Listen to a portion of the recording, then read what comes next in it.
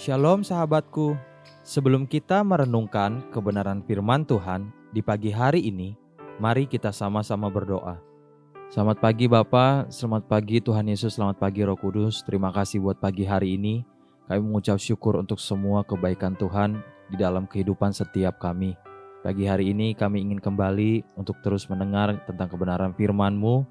Biar firman-Mu yang terus mengajar dan menuntun langkah setiap kami sepanjang hari ini. Amin. Pagi hari ini kita akan merenungkan kebenaran firman-Nya dengan tema segalanya adalah sementara. Mari kita buka Alkitab di dalam kitab Kejadian pasal 37 ayat yang pertama. Demikian firman Tuhan. Adapun Yakub, ia diam di negeri penumpangan ayahnya, yakni di tanah Kanaan. Abraham telah keluar meninggalkan kaum keluarganya untuk menerima tanah perjanjian dari Tuhan. Anak Abraham yang bernama Ishak lahir di tanah Kanaan, tanah perjanjian. Lama setelah itu, Yakub, anak Ishak juga lahir di tanah perjanjian.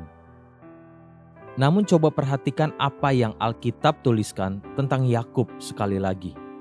Adapun Yakub, ia diam di negeri penumpangan ayahnya, yakni di tanah Kanaan.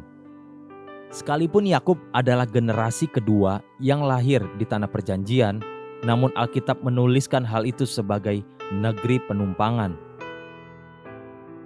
Ternyata itulah pola pandang Yakub, bahkan ketika bertemu dengan Firaun di Mesir. Inilah perkataan Yakub tentang hidupnya. Kejadian pasal 47 ayat 8-9. Demikian firman Tuhan. Kemudian bertanyalah Firaun kepada Yakub, "Sudah berapa tahun umurmu?" Jawab Yakub kepada Firaun, "Tahun-tahun pengembaraanku sebagai orang asing berjumlah 130 tahun. Tahun-tahun hidupku itu sedikit saja dan buruk adanya, tidak mencapai umur nenek moyangku, yakni jumlah tahun mereka mengembara sebagai orang asing." Yakub tidak pernah menganggap bahwa dia adalah pemilik dan akan ada di bumi selamanya. Bahkan tanah perjanjian yang telah dia terima dari Tuhan sekalipun, dia anggap sebagai tempat mengembara sebagai orang asing. Inilah pola pandang yang benar dari Israel.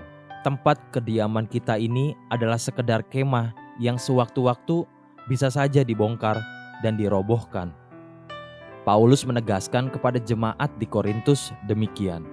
2 Korintus pasal ke-5 ayat yang pertama. Karena kami tahu bahwa jika kemah tempat kediaman kita di bumi ini dibongkar, Allah telah menyediakan suatu tempat kediaman di sorga bagi kita. Suatu tempat kediaman yang kekal, yang tidak dibuat oleh tangan manusia.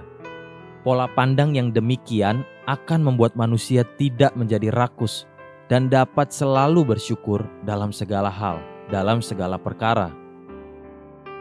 Semua akan berlalu. Apa yang ada pada kita itu semu dan sementara. Tidak ada yang kekal kecuali Tuhan sendiri. Haleluya. Sahabatku, mari kita sama-sama berdoa. Terima kasih Bapa Surgawi, ajari aku memiliki pola pikir bahwa semua adalah sementara. Ajari aku hanya bersandar kepada firman-Mu semata. Amin. Jesus loves you and so do I.